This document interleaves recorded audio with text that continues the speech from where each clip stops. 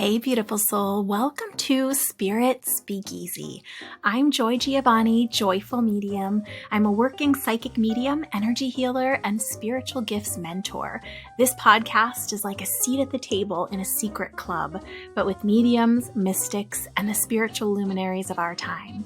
So come behind the velvet ropes with me and see inside my world as I chat insider style with profoundly gifted souls. We go deep, share juicy stories, laugh a lot, and it wouldn't be a speakeasy without great insider secrets and tips. You might even learn that you have some gifts of your own. So step inside the Spirit Speakeasy.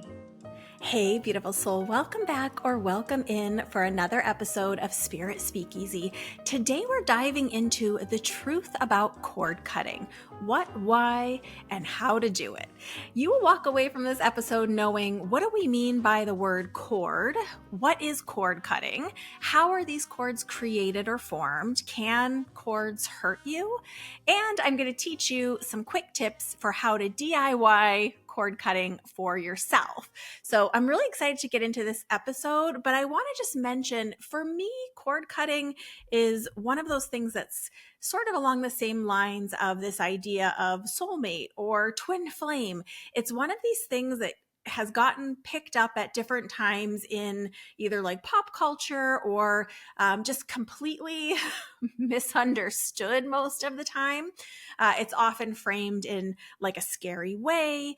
And I think there's just such misunderstanding about what cords are, what cord cutting is, why you would want to do it or wouldn't want to do it, and how to do it.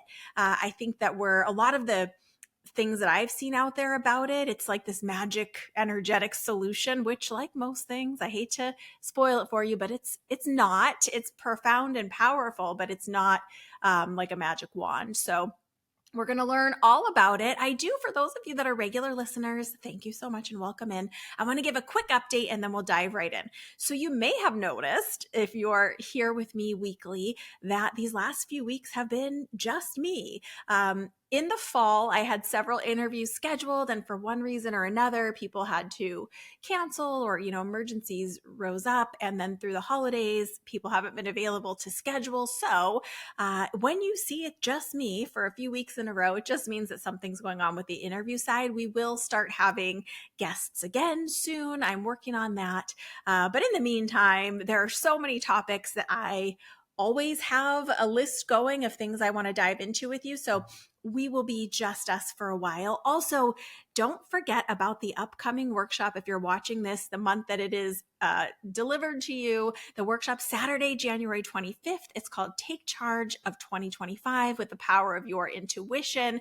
I will link it in the show notes, and there will also be some sort of little, it's called dynamic content, some sort of little message from me that pops on sometime during this episode to teach you about it. I would love to have you there with me, even if you can't make the live session.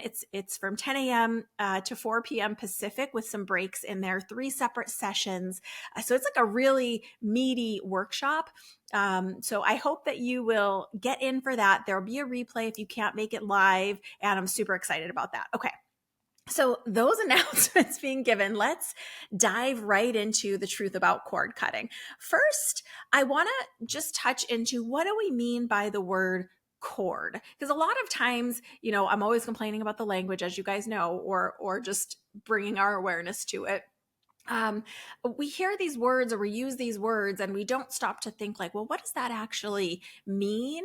And there was a time when I first started becoming aware of any of this work that I was hearing cord cutting or cords and the word attachments kind of used interchangeably. And then the word attachment started to be about scary imaginary things attaching to our energy, which we can also, let me know if you guys want to dive into that at some point, because that's again often misconceived or misunderstood.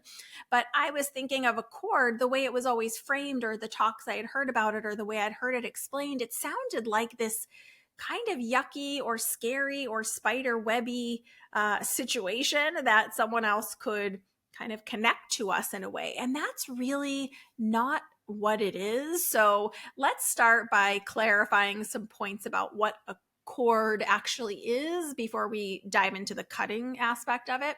So number one, these are energetic cords, not physical cords. So it's not like there is something physically connected or attached to you, but it's an energetic connection, an energetic cord. And it just is essentially what it sounds like. It's a wave of energy, because it's non-physical. So it's not like a physical cord. It's an energetic cord. Point number two of what you need to know about what a cord is: not all cords are quote unquote bad. I don't love the black and white of bad and good, but there are some cords that, yeah, it's worth our while to work on releasing. But some cords, these bad or negative ones, can perpetuate upset or dependency or imbalance. But other types of cords foster love and growth and mutual support. So start just opening your mind to this idea of, it's not a one size fits all, something we definitely want to get rid of, but there's much more gray in here. It's a spectrum like everything else. And point number three about understanding what cords actually are is to understand that cords are essentially emotions that create an energetic frequency to your human energy field, like to you, almost like an energetic email that goes out, and when it's received, it goes into a folder. So it's the emotion that creates the momentum or the activity or the charge, whatever word makes sense to you in there, for this energetic connection or cord, so to speak.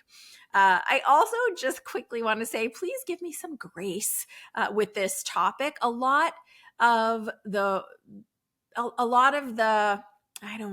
explanation or understanding of this energy work doesn't necessarily directly and exactly translate into language, and we don't all experience it quite the same.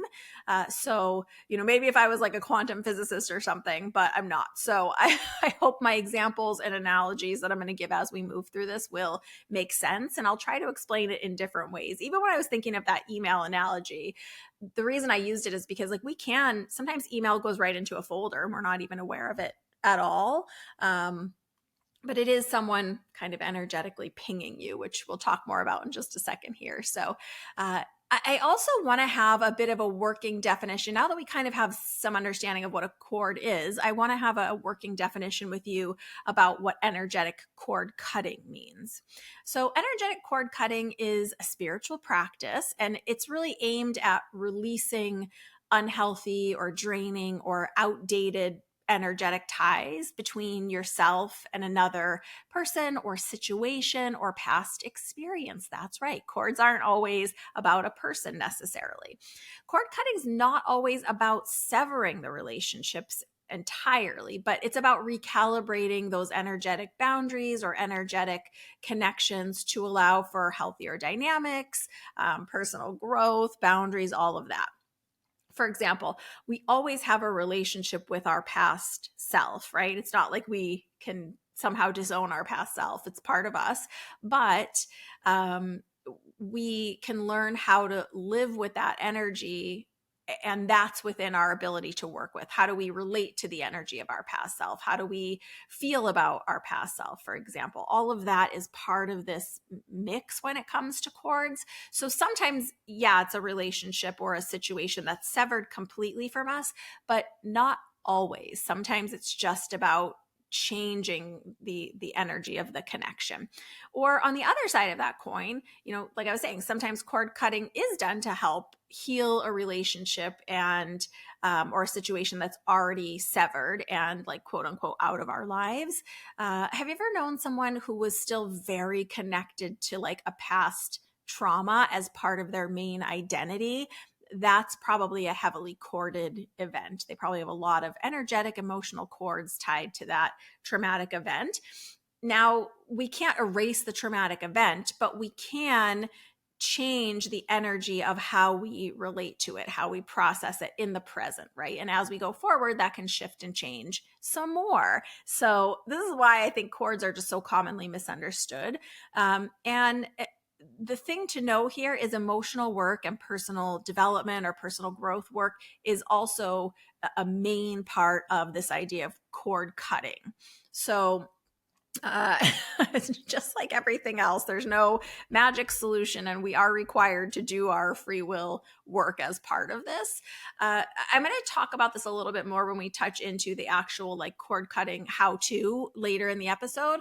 But the thing with cord cutting is even if we dissolve or cut the cord, for example, if we haven't done the emotional work or personal growth or processing, that cord's just going to show right back up because that emotion is still having charge, energetic charge or power behind it. So that begs the question then, how do these energetic cords form, right?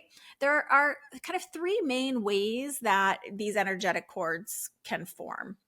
There are emotional interactions as the first form. So, energetic cords can form when we experience strong emotions towards someone or something. These emotions could be positive feelings such as love or compassion or joy, or negative or challenging feelings such as anger or resentment or fear.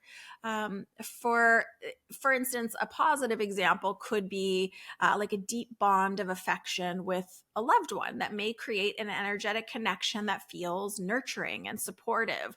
I'm sure you can think of a friend or family member or other loved one that you've had at some point in your life that felt like a positive, supportive bond, right? A negative example or challenged example would be persistent feelings of guilt or unresolved anger towards someone that may create a cord that feels heavy or draining. Kind of like that proverbial monkey on our back, right? So it can feel like that when it's a challenging or negative example of a cord. These cords can result from emotional investment or entanglement, whether through intimate relationships or family ties, or even a fleeting but like meaningful or intense encounter with a person. And it can also be about experiences or things, right? We can have cords to past versions of ourselves or potentials that didn't come to fruition, to an event that happened, to a job or position that we held. So it's much broader than we think of it. The second way that these energetic cords can form is through mental interactions. Now, this is a little bit different. Mental interactions involve the thoughts and beliefs that we form about others, like people or situations. So when we focus our attention on someone, whether through like obsessive thinking or obsessive worrying or strong mental preoccupations, like they're on our mind, we keep thinking about them, whether it's a loving thought or a challenging thought that we're having, the energetic cords can develop this way. Please note, this really traces back to an emotion that has been triggered even subconsciously. So even with this mental interaction that's creating a cord, it's the emotion underneath that's giving this energetic cord its power, its connection. But sometimes, depending where we are in our growth or healing around whatever this topic is, a person, a situation, sometimes we might not feel it as an emotion, but there is always an emotion underneath. An example is, think about a time that maybe you have like replayed arguments or really spending time overthinking what someone else thinks of you, or maybe idealizing someone. In a mildly, even unconsciously jealous way. These can all create cords. And really, the other thing to know is it's about how our mental energy is preoccupied or how it's being used, because it can really drain us as the person having the emotion, right? But it's the emotion underneath that gives this cord its energy. It's not just thinking about someone you haven't thought of in a while, or seeing someone doing something wonderful and thinking like, oh wow, that's really cool that they can do that, or I really want to learn that. It's not that. It's an emotion underneath, right? And this is where it becomes so powerful to be able to identify our emotions, because resentment and jealousy live very close to each other on the spectrum, but it's knowing kind of which is which. Anyway, I digress. The third way that these cords can be created or formed is through spiritual interactions. A spiritual interaction refers to the soul level connection, or like karmic ties that we form with others, past life connections, if you believe in that. This can stem from shared spiritual experiences, agreements, or even sometimes unresolved emotions. This can have been an emotional connection that has continued, like I was saying, from a past lifetime experience together as souls. If you believe in that, which you know I do, even very brief encounters can be deeply meaningful and leave an imprint if they touch upon our deeper spiritual growth or personal spiritual evolution, for example, or like the core of who we are. An example that I thought of for this was if you've had a mentor who profoundly impacts your spiritual journey, and it doesn't. I want to be very cautious here, because spiritual in this context doesn't mean religious. It's the unfolding of who you are as a soul in this lifetime experience. So it could be a writing mentor, it could be a professional mentor, it could be a fitness mentor, it could be an artistic mentor. In my case, I'm mostly, even though I have had lots of great mentors outside of this spiritual work, I'm thinking of my mediumship mentors or psychic development mentors. But a mentor who profoundly impacts your spiritual journey, you may have a cord created with them, a connection through this shared understanding and experience, this mentorship, if you will. On the other hand, a romantic relationship bond with someone, which is, by the way, also a spiritual connection, may create cords that manifest as like repeating patterns or challenges until we as the individual address the underlying emotions and release the pattern. Most patterns, particularly like challenged or like quote unquote unhealthy patterns in our relationship, it's an unhealed emotion. So, and again, relationships, intimate romantic relationships, and even sometimes like familiar relationships are a spiritual connection. maybe we'll talk more about that in another episode. So essentially those three ways that it can be created is emotional, mental, or spiritual interactions, but all of them have some emotional underpinning, which creates the energetic charge that makes the cord connect or creates that attachment or bond. So when this is a way it might be showing up in your own life, or maybe you can identify it for yourself, or even a close friend. When you check up on someone like a crush or an ex or someone you're mildly stalking in a healthy way on social media, for example, or you're asking through friends to check up on someone, maybe you are essentially opening an energetic pathway of connection. You're reaching out. It might feel like you're just being nosy or just wanting a little bit of juice or information about them, right? But you're actually energetically wanting to reach out to plug in to their energy. And I say plug in quotes, quote unquote, plug in, but energetically, that's what's happening. You're pinging or plugging into their energy. It's not the action of looking or inquiring that makes a quote unquote good or bad cord. It's the emotion underneath. So even just you mildly stalking an ex on social media, you're plugging into their energy. You're creating a cord. You just created a cord if you did that. And again, it's not the action of looking or inquiring, it's the emotion underneath. So a healthy cord that could be created if you're just like perusing maybe an ex or an old friend, if you see them and you have the emotion within you genuinely, I'm genuinely so happy that they're doing well. Look at their family. That's wonderful. Wishing them blessings and love and luck and all the things, whatever. That's a healthy cord. An unhealthy cord would be if you see that ex and their new family, for example, and you have this feeling in the pit of your soul, really, this fiery or obsessive or spiraling. And it might not even be that deep for you. It might just feel mildly annoyed. So that's an unhealthy cord. It's all about the emotion that is driving that cord from underneath. And the other thing to know is sometimes a cord goes both ways, right? Sometimes it's me engaging with you, you engaging with me. It's a mutual back and forth cord, like we each have a cord. But sometimes it's one way, like that example we just described, where we're looking at someone that we maybe known from the past, for example.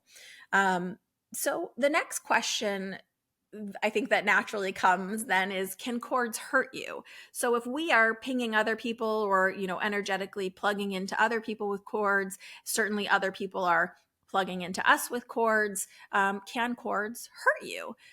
Can someone else's cord hurt you?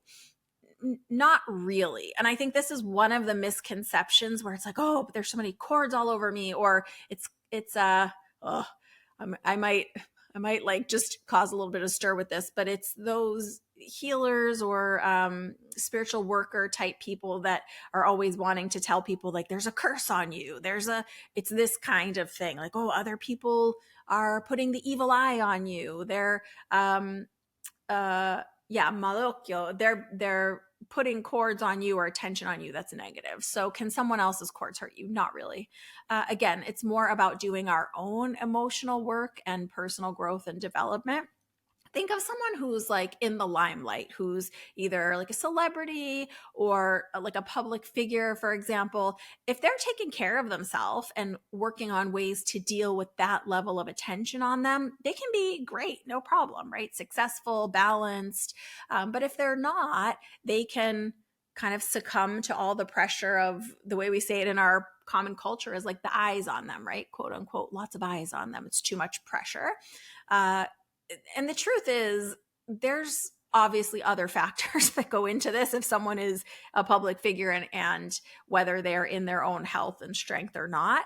But you get the idea, I hope. So if someone else's cords or attention on you could take you down, we wouldn't have public figures and celebrities and influencers and people with millions of followers looking at their stuff and thinking about them, right? So just keep that in mind whenever you hear or see something about cords rising up that's fearful. No one else's cords can hurt you. So why do we care about cords, and why are we paying attention to them?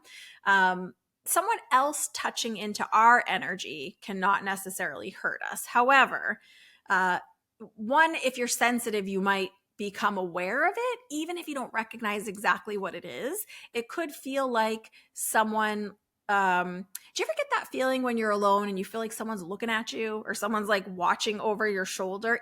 That could be someone connecting in energetically and plugging into your energy or cord. It could also feel like, I just did this earlier this week. Have you ever texted someone and then they say like, oh my gosh, I was just talking about you, or I was just thinking about you. That's them kind of pinging you with their energy. I know I keep saying ping.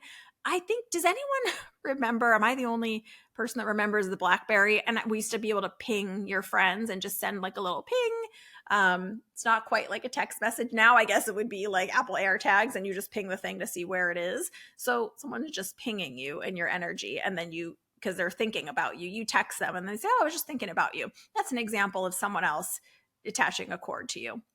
And the truth is, we release these cords out of our energy field all the time, just naturally, like we slough off skin cells. We are changing out our energy all the time. Sometimes it happens through sleep, like overnight when we're sleeping, sometimes through meditation or moving our physical energy, or sometimes it just happens over time, sometimes through things like grounding. If you have a grounding practice, we can release cords through music. It's really by changing our energetic frequency or raising our vibration. If you could like have a little dance party in your kitchen and get really joyful, that will release cords that aren't serving you or release other people's cords in your space. So it's really, we're doing it all the time unconsciously. The cords that actually quote unquote hurt us or make us feel uncomfortable or even stuck are the cords we create to another person or thing. Hear me now, loud and clear. It is not the cords that other people are sending your way that can make you feel muddy or stuck, or I'm using this word hurt in quotations because it's not going to create like a physical illness, for example, but we're going to go into it now so you can see what I mean, how it can kind of hurt you. But it's really the cords that we ourselves create to another person or thing. That's what can be problematic for us in our energy. Okay, so how this can hurt you, it can drain your energy. Meaning if you are having an undercurrent of angry or obsessive or unhealthy, like yucky feeling, I guess, whatever emotion you like in there, thoughts towards someone else, that is draining our energy. You're giving your precious time and attention to them. So that's how it can hurt you. It can distract you from other things that you're wanting to be doing. It can create emotional spiraling sometimes. It can keep us from moving forward. If we keep going back to that emotion, to that connection, we keep thinking about it, we keep stewing on it, it's affecting our actual life, it can keep us feeling like stuck. So really the reason to work on cord cutting is for yourself, but it's your own cords that really you need to work on. So it's kind of like doing your own housekeeping or your own, cleaning your own energy, really is what this is. So really the entire reason to do cord cutting is not for other people. It's for ourselves, and it's not about other people's cords. It's about our own cords. I think this is so commonly misunderstood, but really most of this spiritual work comes back to working on ourselves, being responsible for our own energy, our own emotions, how we are expending energy. Is our mind rolling and wrestling and going crazy over something? That's something we need to address, not something someone else is going to address. We can't change other people. We can't control other people's actions or thoughts or inactions or emotions. So it's really only, just like most things, it's really only us that we can work on.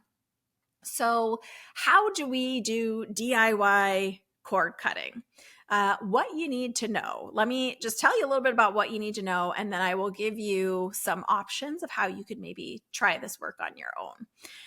If you take nothing else away from this session, take this. If you only do the energetic part of quote unquote cord cutting, like the psychic energy healing part, the cord will just come right back. It's the emotion behind the cord or underneath it that creates the energy. So true cord cutting is in two parts. There's a psychic energy healing or energetic work part of the cord cutting, and there's a personal development part of the cord cutting. If you don't do both parts, it's essentially it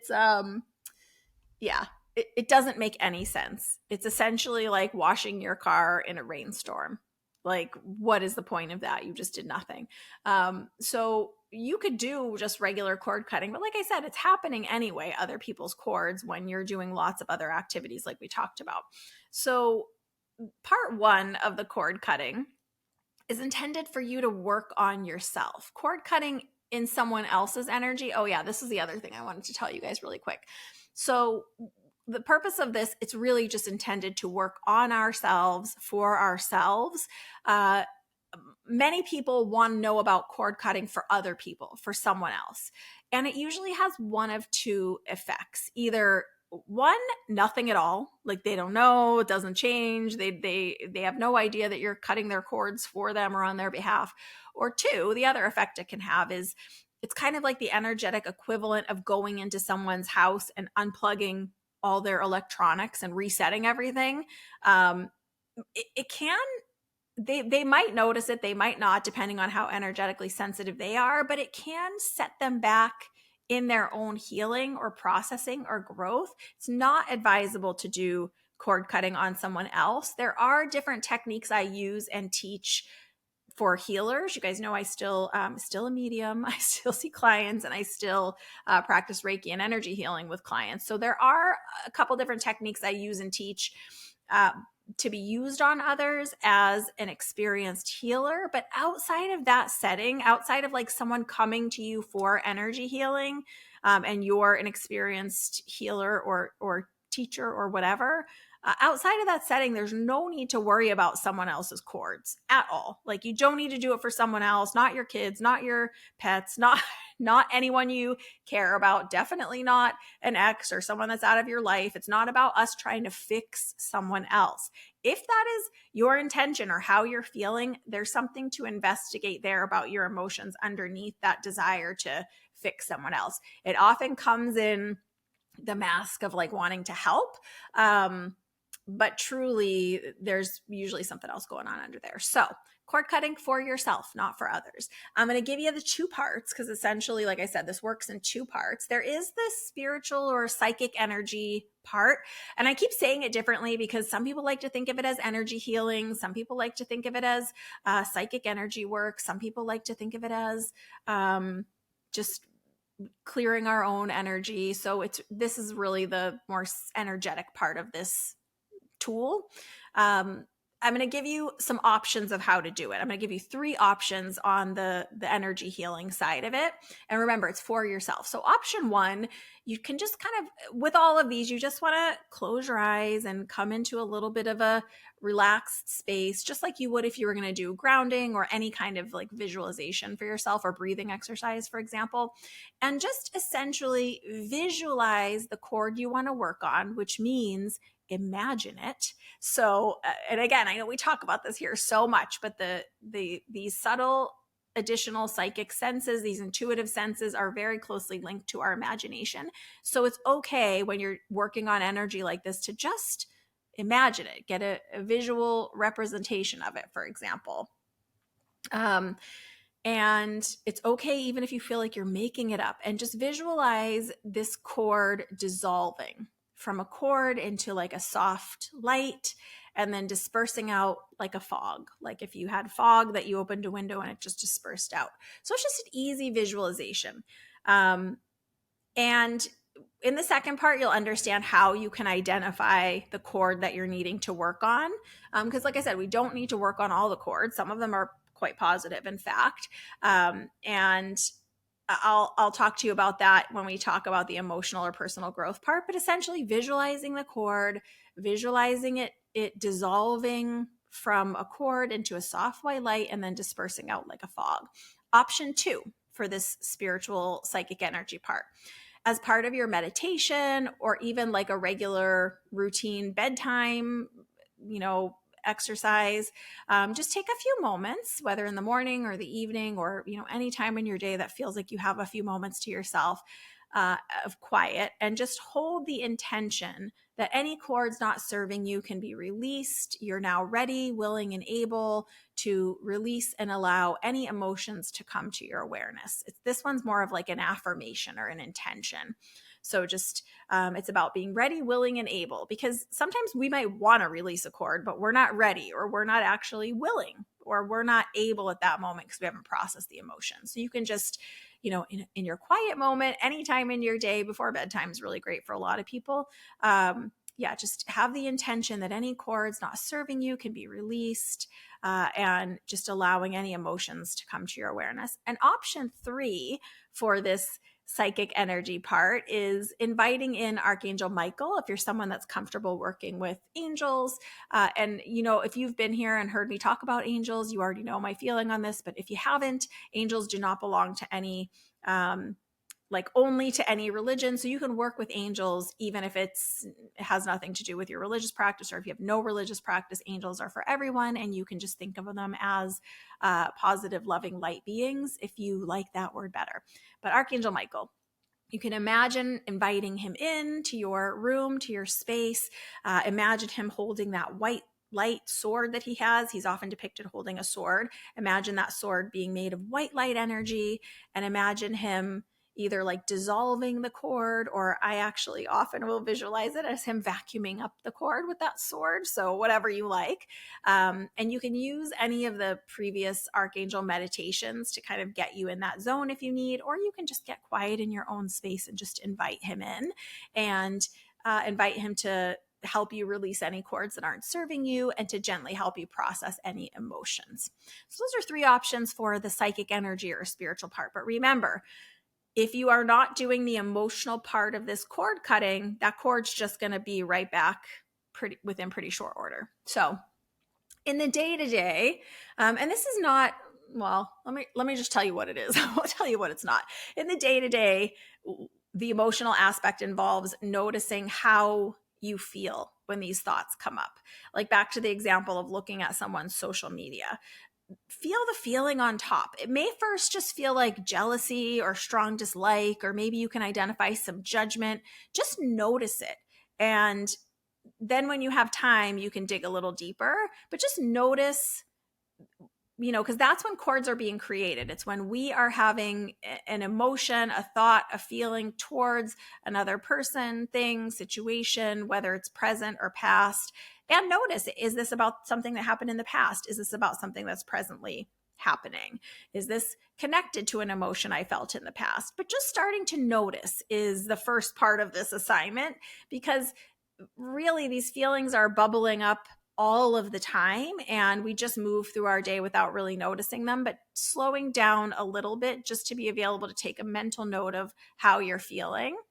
And then when you have some more time, either like on a walk, when you're contemplating, or when you're journaling is a great time to do this, just dig a little deeper and contemplate, what is the fear at the very root of the feeling? And it might take several different times of holding space and asking yourself more questions to really get to the root of this. Some cords are very deeply rooted. Are there other examples in my life when I have felt like this before? In this example, the bottom emotion, the one with the social media, might be to deal with our own worthiness. It could be fear of being alone. It could be still being in pain over a loss that hasn't been fully grieved or processed. So it's really just getting down to the bottom of the bottom emotions. And sometimes there's lots of layers there.